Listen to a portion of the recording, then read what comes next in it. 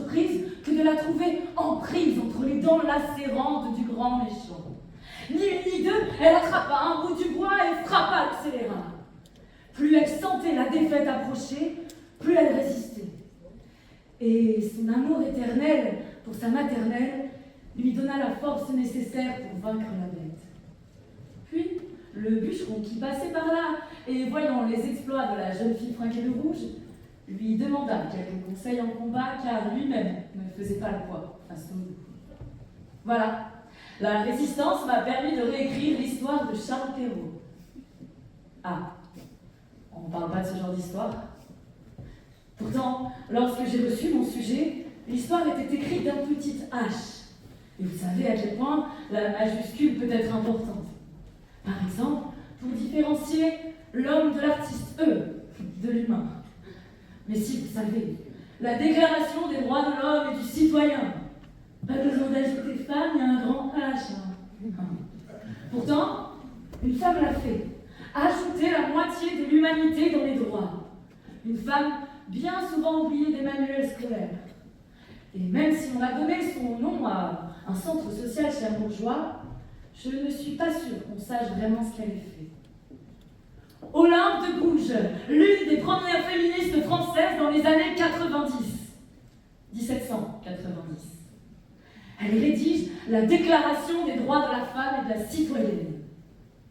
Mais, bien sûr, ses combats ne passent pas. Et elle se fait arrêter et guillotiner en 1793. Sa résistance l'a tuée. Mais elle a permis de réécrire l'histoire de millions de femmes. Tout comme ces historiens. Oui, on a tendance à taire le nom des historiennes qui veulent remettre les femmes dans les livres d'histoire. Tout comme celui de Michel Perrault, qui nous apprend que les Vikings étaient également des guerrières. 154 ans après Olympe de Gouges, on a toujours du mal à remercier les femmes. Avec seulement 6 femmes pour 1030 hommes reconnus compagnons de la libération et uniquement 10% médaillés de la résistance. Je sais que ce soir, nous allons entendre les noms de Jean Moulin, Michel Manouchian, Général de Gaulle. Mais qu'en est-il de Geneviève de Gaulle, sa nièce, figure de la résistance jusqu'à sa déportation en 1943, dont elle sortira vivante? Qu'en est-il de Sophie Scholl, Marie Politzer, Lucie Aubrac, ou de façon plus locale, Marie Le Sage, tenancière d'un bar à Équeurdreville qui accueillait des réunions de résistants? Mais encore Juliette de France, qui devient l'une des premières maires adjointes à Équeurdreville en 1945, après des années de résistance et d'enfermement. Mais comment en vouloir à qui que ce soit lorsque moi-même, je ne connais que les histoires de mes arrière-grands-pères et pas celles des femmes qui m'ont construite? Papy, de curé, tu as pris la vie pour fuir ton pays et te mettre à l'abri. Seulement à 22 ans, tu as pris les armes et fait le débarquement. Et tu m'as dit des idées sur le dit destroyer du Didet. On peut remercier Leclerc pour la victoire. Et même s'il ne t'est pas si cher au carrefour de ta vie, il t'a permis de gagner au champ de bataille.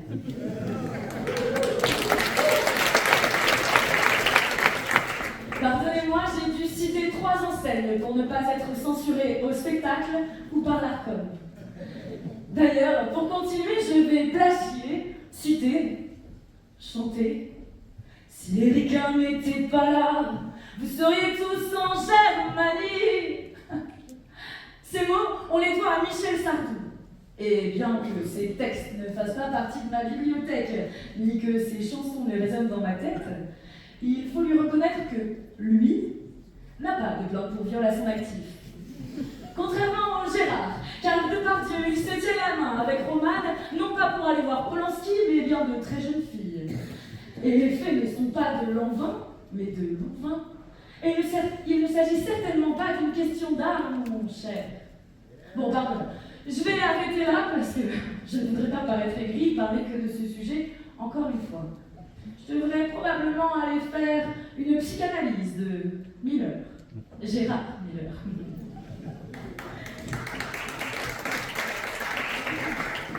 Revenons à Sardou. Sa mère, Jacqueline, Jackie était danseuse au Moulin Rouge pendant la Seconde Guerre mondiale. Puis, elle est devenue tenancière d'un bar à hôtesse. Pas de l'air. Peut-on donc conclure que la fréquentation des femmes a permis à Michel Sardou de les respecter? Tout du moins physiquement. Peut-on donc dire « Merci Jackie et Michel » Attention seulement Sardou. Enfin, il est très drôle de se dire que le gouvernement français a aboli la censure de la presse le 6 mai 1944, mais qu'en mai 2024, la France Inter fait grève pour soutenir un humoriste qui tient des propos sur une espèce de naze. Non, je ne vais pas dire, je ne voudrais pas me faire bannir. Mais Bibi, n'oublie pas, Leolam rata selva roberas, ai item na fimetem fressim bisera. Ne fais jamais rien dans la colère. Y serais-tu les voiles dans la tempête? Il s'agit d'un proverbe arabe, cité en hébreu. Oui, car, comme Marx nous le dit, l'histoire ne se répète pas, elle bégaye. Et on le voit toujours, près de chez nous, à 2991 km de ce théâtre, à Kharkiv, en Ukraine, où les femmes ukrainiennes sont toujours à la guerre, dans l'ombre des hommes.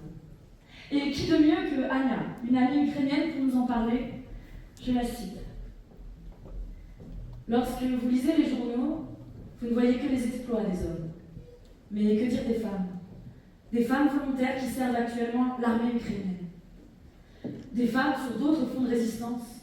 Médecins, enseignantes, journalistes qui continuent de travailler malgré les bombardements.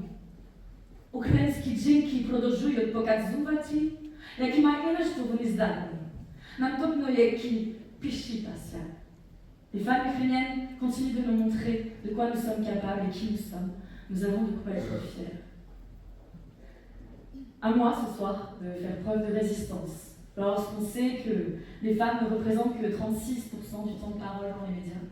Alors, je prends mes armes, ma plume, mes mots, et je fais éloquentia. Mesdames, messieurs les jurés, je plaide coupable. Je plaide coupable de résistance face au plus grand mal contre les femmes, j'ai nommé le patriarcat. Je plaide coupable de résistance et j'espère réécrire mon histoire et celle de l'humanité à venir.